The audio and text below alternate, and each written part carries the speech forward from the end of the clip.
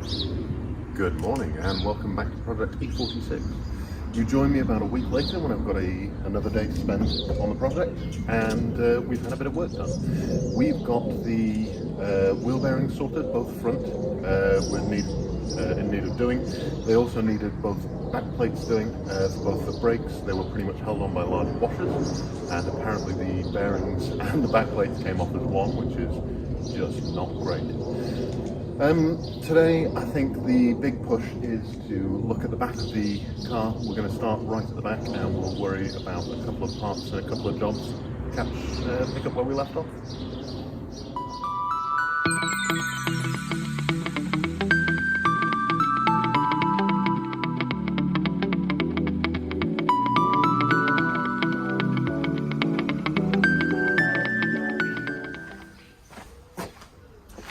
So you may have to bear with me at the moment. We have 3 different renovation projects going on around the house, and we also have an errant wood pigeon which is making an absolute racket.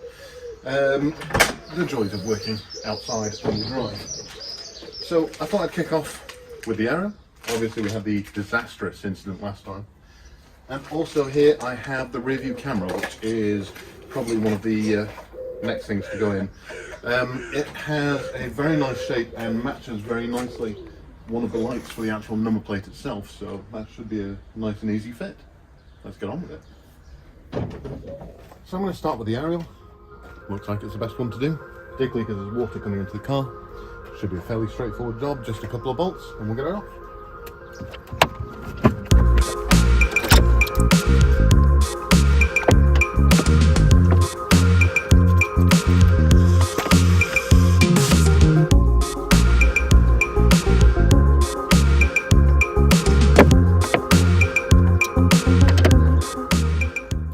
How do you know someone's been here before you? Well, look at the cable tie. Thanks, mate.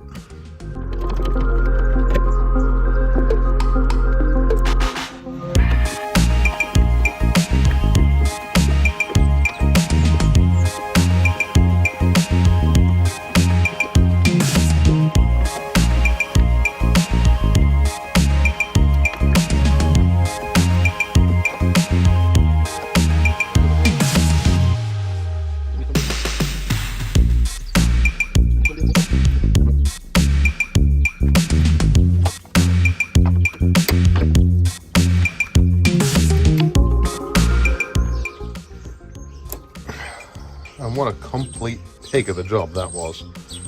Ugh. So we've got the old one out, and you can see evidently somebody else didn't before they had a bit of blowover in that corner.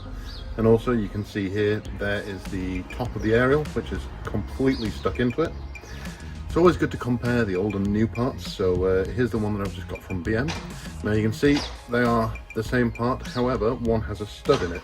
Now looking here I can see that mine is fitted with this bolt, so I'll continue to use that because it looks like it's going to be the easiest way, and this stud is so loose I can just knock it out with my finger. Interestingly, the stud is, hang on, there you go, the same size, so we should be good to go. Let's get it back in. As they say in the Haynes manual, what is it? Refitting is the opposite of removal.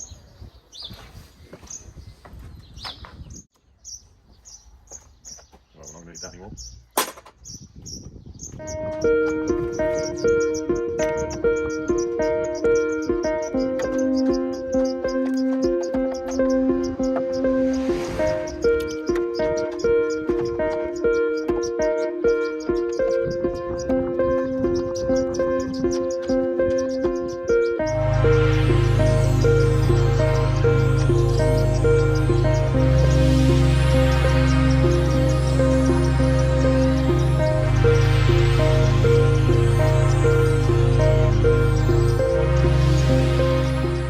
Keep a small stock of clips like this on hand, so you can see when a previous owner has just wrenched it out and snapped it, you can just throw one back in.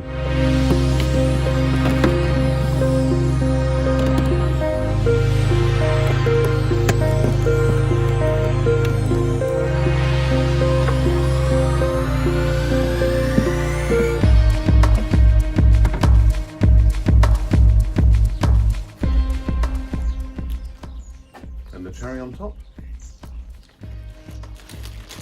brand new aerial to boot.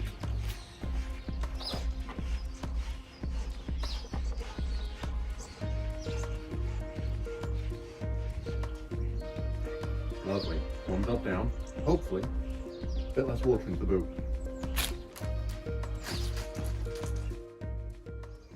Time to sort out the toolbox and get a drink.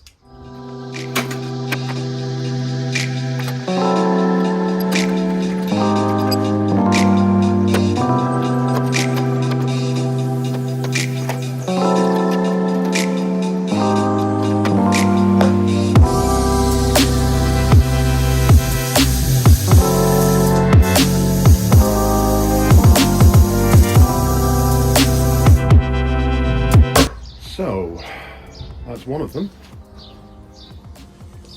And it's really quite nice to have that aerial on and that peace of mind that maybe, just maybe, we won't get some water through.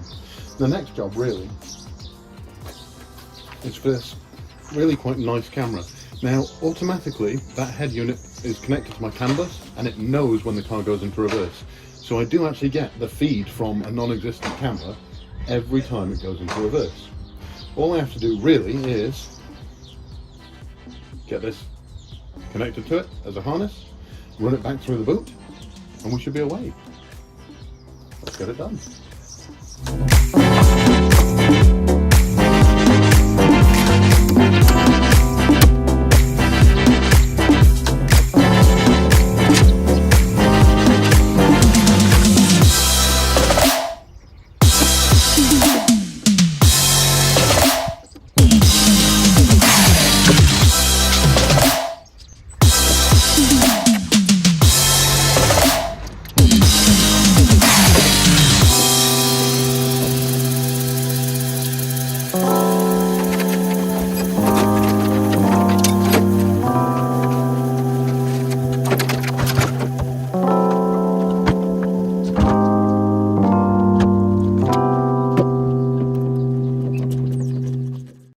So what you can see here is there's actually a little flap inside there, metal flap, obviously long gone, and a kind of clippy housing.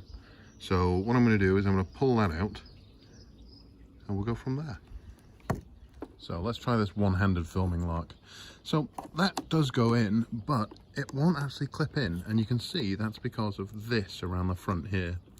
So the next job is to take that off. Well, that's probably about as close as it can be made. Will it actually go in this time? No. And here lies the rub. Sometimes when you're buying these pattern parts, they don't quite fit. Now when I look, I can see that's actually quite thick, and the gap there is quite thin. So I'm just going to enlarge that gap a little bit, and we'll see if that works. A closer look here shows it provides very little in the way of structural rigidity around there. So I'm going to need to be careful when it comes near the clip. But yeah, it's definitely what's causing the issue.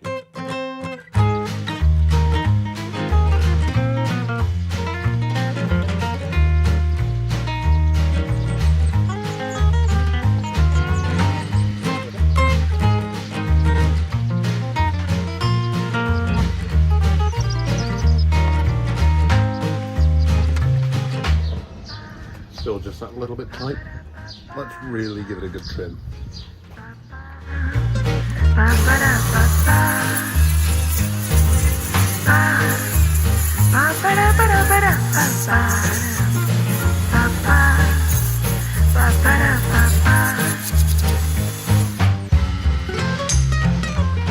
And let's see whether it fits. And just like that, with a bit of off-camera magic, slips behind on that side. And I'm sure I can use a screwdriver to get it in that one.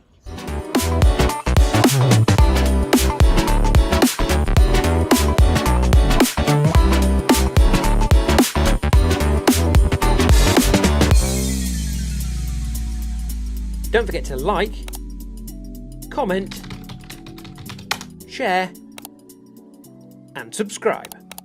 Thank you for watching.